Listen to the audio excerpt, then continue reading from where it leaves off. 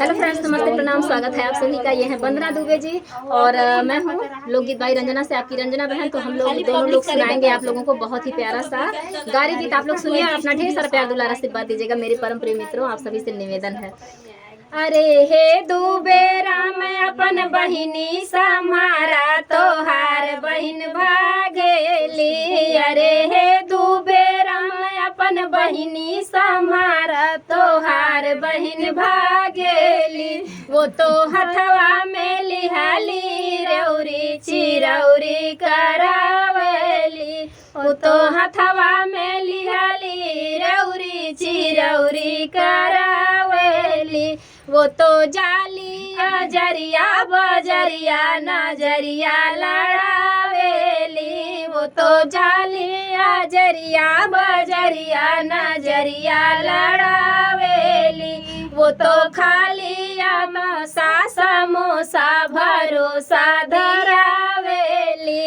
वो तो खालिया मोसा समोसा भरोसा धरावेली।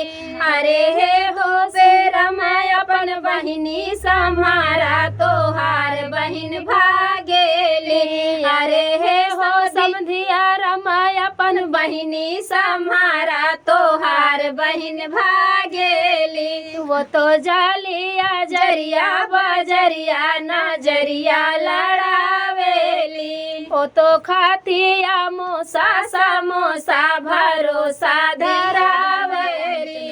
वो तो हेराली गुंडा बेरा महिला वंडा तोहार बहिन भागेली। अरे हे हो अगुआ सारे अपन बहिनी समारा तोहार बहिन भागेली। अरे हे हो संधिया अपन बहिनी समारा तोहार बहिन भागेली। तो जालिया जरिया बजरिया नजरिया लड़ावेली। वो तो खालिया मोसा समोसा भरोसा धरावेली। वो तो हेरा में लिहाली रौरी चिरौरी करावेली। तो फ्रेंड, गीत कैसा लगा कमेंट में बताने। दीदी के चैनल को सपोर्ट